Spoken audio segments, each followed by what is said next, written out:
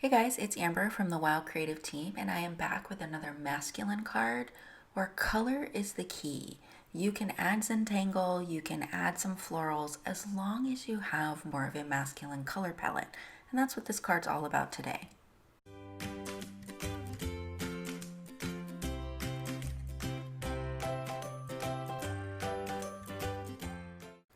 I'm choosing my color palette from the Altenew Autumn Festival Watercolor Brush Marker set.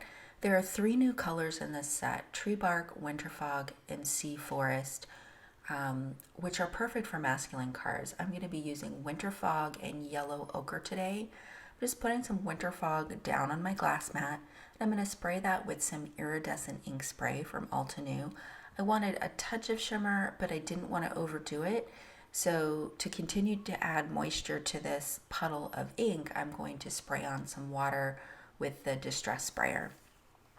I want it good and wet so that it moves when I press my watercolor paper down. This is Saunders, and I'm lifting up my glass mat to get it moving a little bit.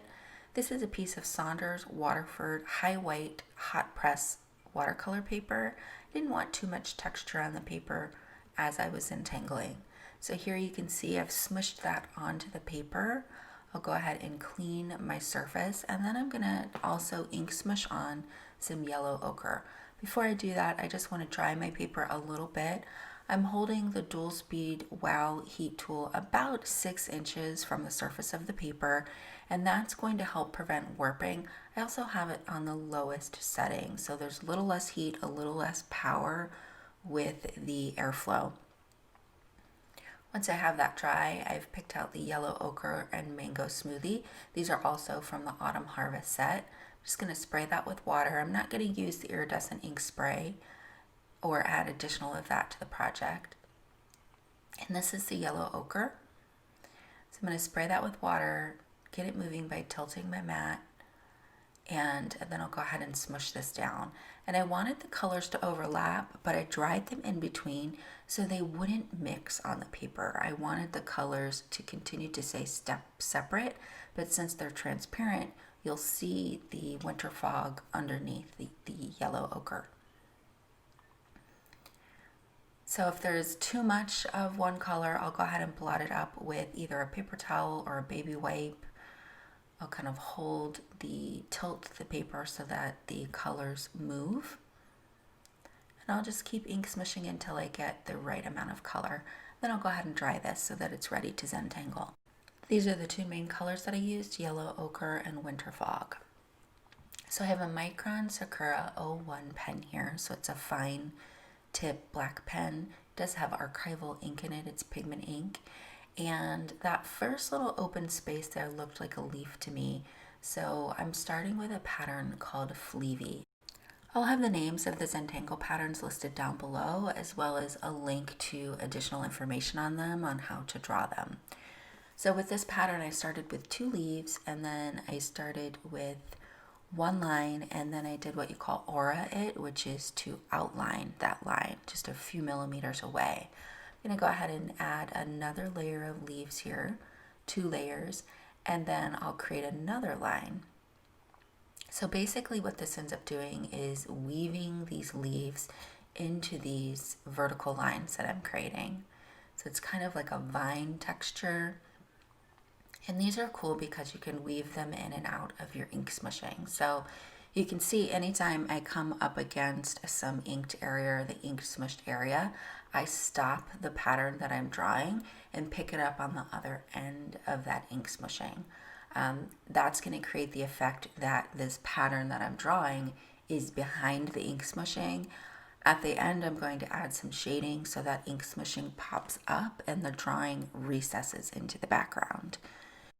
If you're not familiar with Zentangle, I am a certified Zentangle teacher, and I actually started tangling, which is what brought me to card making. A friend of mine asked me to create some Christmas cards for her with Zentangle patterns on them. I'd never made cards before, and so that's how I got into the card making community and learned about card making. So one of the things I really love to do is add both of these mediums together. I love to pretty much, if I'm ever going to Zentangle, it's always on a card now. I never just do a tile.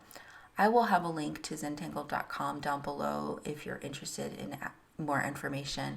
And then at the end of this video, I will have a link to a Zentangle playlist on my own channel. So this pattern that I'm adding now is called Crescent Moon. Normally there are more auras or outlines around it, but I stuck with just one to, as in card making and in most design work, I think it's important to have some areas of high contrast along with areas of white space. So you can see that the Fleavy pattern has a lot of white space in it with just outline detail, and the Caviar has large areas of black ink, dark ink to create that contrast and drama to the piece. Otherwise, everything just starts to look the same. So I tried to mix patterns in that way, and Crescent Moon, Caviar are a couple of my go-to patterns to create that extra depth, contrast, and drama.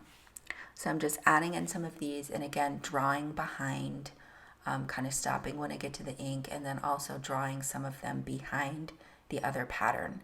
This is a pattern that's called Prantam, and it's basically just a swirl. It starts in the middle and then radiates out. And although you can leave it like this, I like to add some weight to it, so some weight to the line. So I will thicken some of the lines, again, for that same reason, to add higher contrast. So overall, the pattern has a lot of white space, especially if you draw it on a large scale. Adding that weight really helps to draw your eye into it and add a little more drama and interest. I'll also add a little bit of ink in the spaces in between the leaves and the vine that I'm drawing. Same reason, to add some contrast and just fill in those white spaces. If these patterns are new to you and you're just learning this technique, feel free to slow the video down with your settings down below. Hover over the right hand corner of your screen and you'll see the settings button, which looks like a wheel or a cog, and you can change your playback settings there. I'll put on a bit of music for this last little bit of Zentangle. I'm not going to show the entire card being tangled because it's obviously a repetitive pattern, but I'll show you a little bit more before we move on to the heat embossing.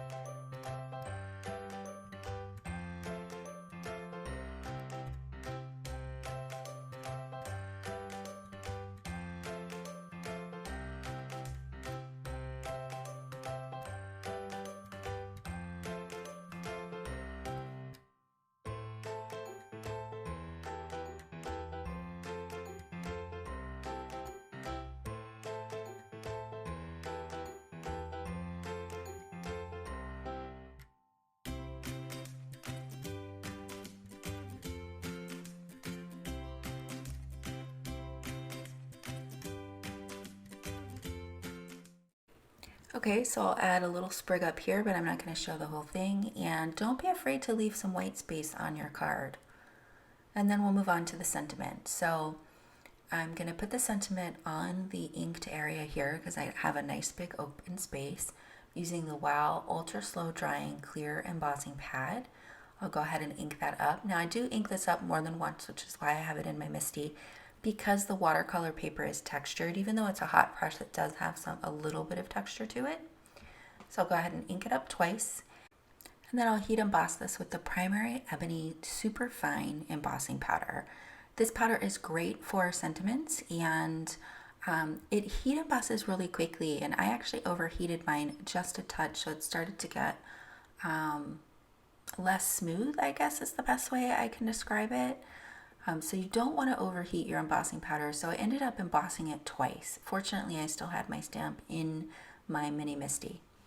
Make sure that your embossing tool is preheated. I usually start from the back and then we'll come to the front. And the primary powders, it's just a single powder and they typically heat pretty quickly, so they don't take a lot of time at all.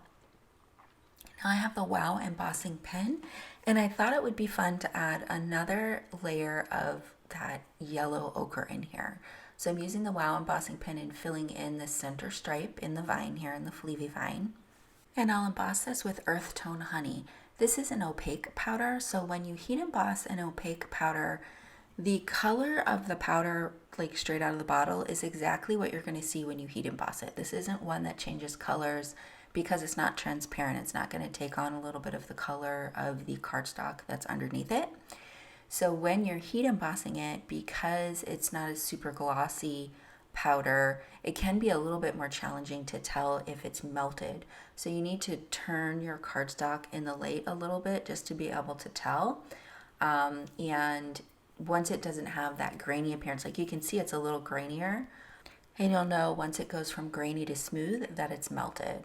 So I have my heat tool set to the highest setting, and I start from the back, come around from the front, and you can see that the color stays the same. The opaque powders are cool because you can layer them over other colors and not worry about the color changing. So I really like that.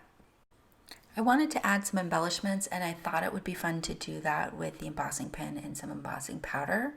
That way the color of the embellishment is the exact same as the embossing powder and that yellow ochre ink that we have on the watercolor paper. Of course, I could have used black dots, but I thought that those would more easily blend into the Zentangle drawing and that the Earthtone Honey dots would really show up well. The last step is adding shading to the Zentangle drawing, and for that I'm using a regular household pencil and then a Tortillon or a paper stump, and that's what you're going to use to blend out the graphite that you add to the paper. I recommend holding both the pencil and the Tortillon almost horizontal to the paper, putting the point towards the area that you're trying to shade, and then drawing it out with the Tortillon. Just add a little bit of graphite, a little goes a long way, and what I shade is the areas that overlap, so any of the Tangle patterns that overlap. And then I also added a little bit of shading to some of the edges of the ink smushing. That will help to pop the ink smushing forward and recess the Zentangle. I also added just a touch of a drop shadow to the heat embossed Earthtone Honey dots that we have there. And here is the finished card. I love all the depth that we have, and even though there are some leaves and vines on here, I still feel like it's a great masculine card due to those earth tone colors. So that earth tone honey is just a perfect color mixed with the yellow ochre and the winter fog. I hope you guys enjoyed this project today, and if you're new to Zentangle, that you'll give it a try. If on the other hand you're new to card making, I hope you give it a try as well. So hopefully bringing these two sets of artists together in one project and kind of opening your eyes to new possibilities. All of the supplies are listed down below, as well as a 10% discount code to shop WOW. Be sure to subscribe and like if you haven't already. Thanks so much for joining me today.